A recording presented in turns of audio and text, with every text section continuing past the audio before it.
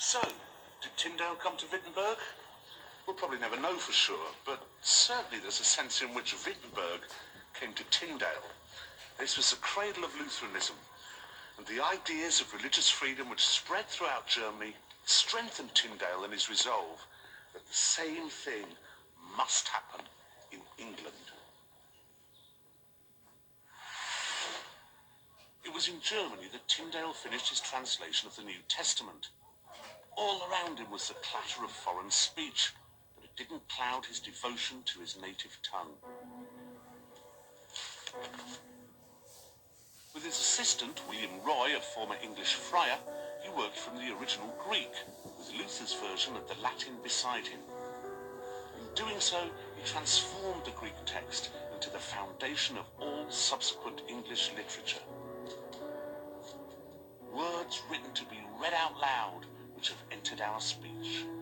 He went up into a mountain, and when he was set, his disciples came unto him, and he opened his mouth and taught them, saying, Blessed are the poor in spirit, for theirs is the kingdom of heaven. Blessed are they that mourn, for they shall be comforted. Blessed are the meek, for they shall inherit the earth. Blessed are the merciful, for they shall obtain mercy. Blessed are the pure in heart, for they shall see God. Blessed are they which are persecuted for righteousness' sake, for theirs is the kingdom of heaven. Blessed are ye, and all men shall revile you. The translator always has this responsibility to be meaningful to his reader, and yet try and hold on to what the author intended. Tyndale was more than good, he was excellent. There are very good reasons for that. He knew probably 7 languages.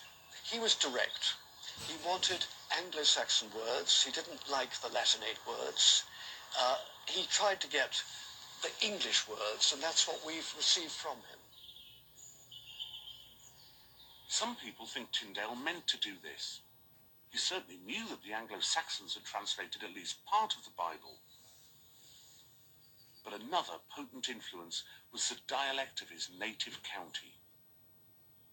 Tyndale was using words which came from his own Gloucestershire.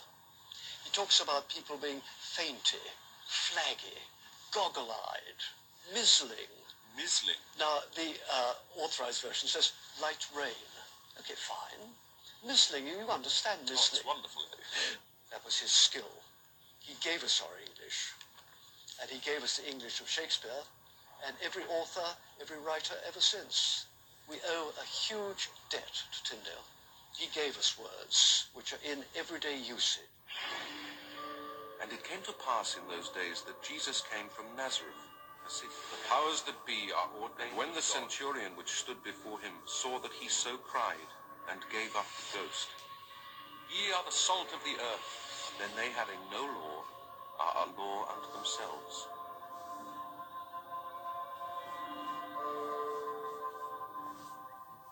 Tyndale's language had about it a richness, a vitality, and an immediacy.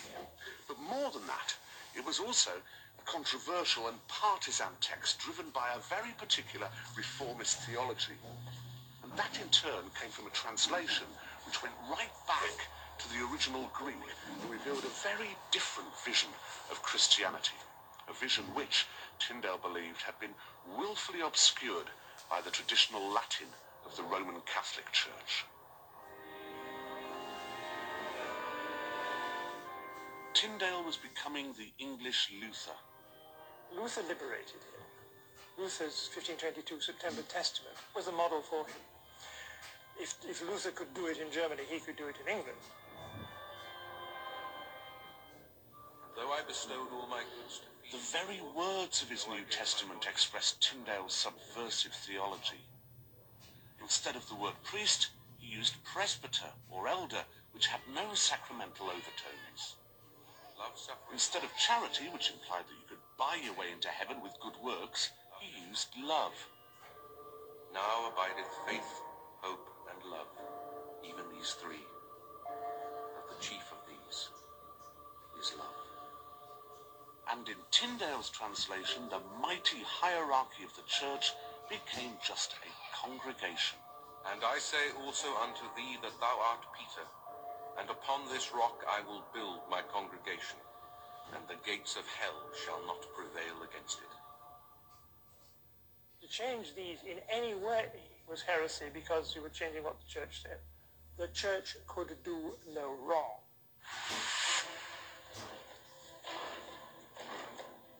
By August 1525, Tyndale was ready. He had completed the New Testament and added a prologue and some notes to the text.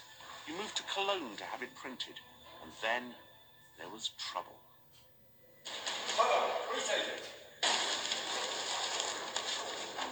The printer was raided. It was the first skirmish in the final battle for the English Bible.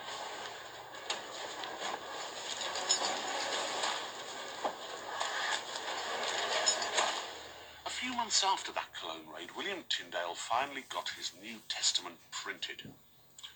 Here it is. Doesn't look very much to worry about, does it? Nice compact size for handing around in private. And this is probably one of the most revolutionary books ever to be published.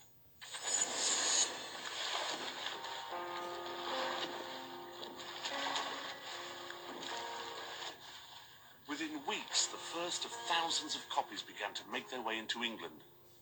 The effect was incendiary and polarized the country into those who were for reform of the church and those who were against.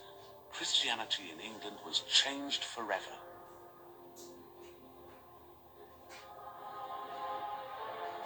Until Tyndale's translation began arriving from Germany, the challenge to the church in England had taken two basic forms. There was the old tradition of Lollardy, which had survived since Wycliffe's day by withdrawing into the private sector. And there were a few people in the universities and in the merchant community who were in touch with events in Germany and knew about Luther's attack on the church. Neither, frankly, was much of a threat to the established order. Tyndale's work changed everything. Rather than just have to round up a few troublesome heretics, the government had to somehow prevent the circulation of thousand upon thousand of printed Bibles.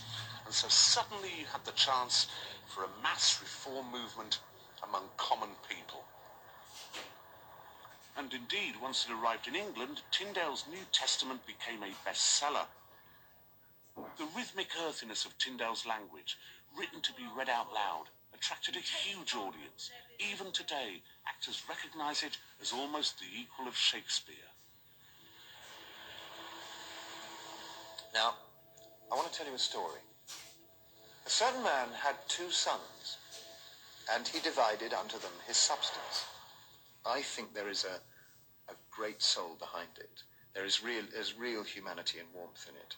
You're talking about the moral and the beauty of the story coming across in the sound of the words and not just their meaning.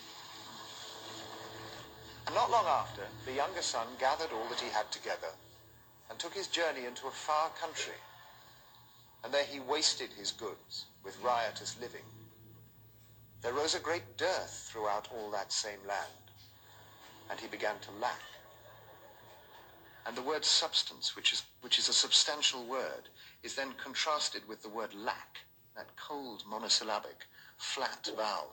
It's just, you can feel the gnawing in his tummy.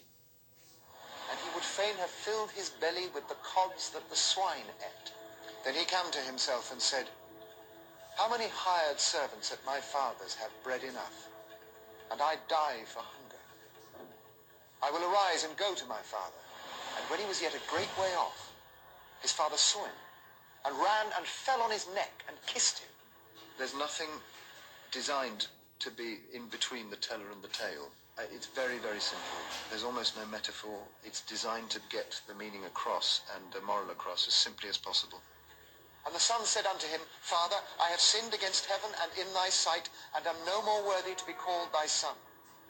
But his father said to his servants, bring forth that best garment, and put it on him, and put a ring on his hand, and shoes on his feet, and bring hither that fatted calf, and kill him, and let us eat and be merry. For this my son was dead, and is alive again. He was lost, and is now found. The plain words and native rhythms of Tyndale's translation spoke straight to the hearts of the English people. Language like this was a missionary tool of enormous power. It unleashed a ferment of evangelical agitation, and the authorities, trembling with fury, were forced to react and punish the heretics.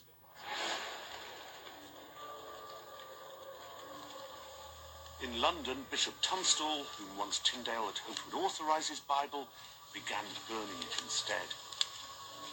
Tyndale was outraged by what he saw as sacrilege. For what service done in Christ's gospel came he to the bishopric of London? And what service did he therein? He burnt the New Testament, calling it strange learning. Head cheerleader for the authorities was the famous Sir Thomas More. His work with the heretics was appalling. He said he wanted to burn heresy out of England with fire. And there are strong stories that seem to have a lot of credibility that he tortured and killed people. He was given permission to read heretical English books. So to Tyndale's great surprise, he turned his attack on Tyndale. He was convinced that the Lutheran conspiracy was going to result in sort of revolution in England and destruction of all that was good and beautiful. He saw Protestants, therefore, as a fundamental enemy to all that he cherished. Despite all this, as a result of his execution by Henry VIII, More has become a Catholic saint and is even revered by Anglicans. Is it wholly appropriate that the Anglican Church should revere Thomas More? It's very difficult, I think, to get a 360-degree picture of somebody and still admire and love them. Do we expect 100% in the examination, or do we expect that there are some bits of their lives that so dramatically let in the light that we can, if not forgive them the rest, at least thank God for the bit that lets in the light as overwhelmingly more important than the bits that block it? And that's what I feel about More. The repression continued. The government made attempts to have Tyndale captured and returned to England for trial. And when, in 1529, More became Lord Chancellor, the burnings began again. Burning heretics alive was a last brutal attempt to get them to recant, and also convince anyone else with unorthodox religious beliefs that the teachings of the established church were de facto correct.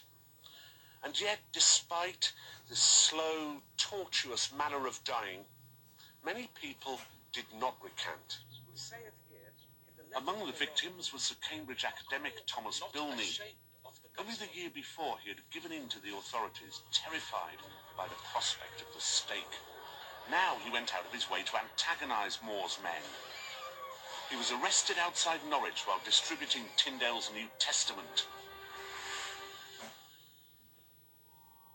Bilney's confidence was extraordinary. The night before his execution, he deliberately placed his finger in a candle flame. It was a test. I'm only trying my flesh. Tomorrow, God's rods shall burn my whole body in the fire. By God's holy word and the experience of the martyrs, when the flames consume me, I shall not feel them. But all the heroism and martyrdoms of the reformers seemed to be in vain.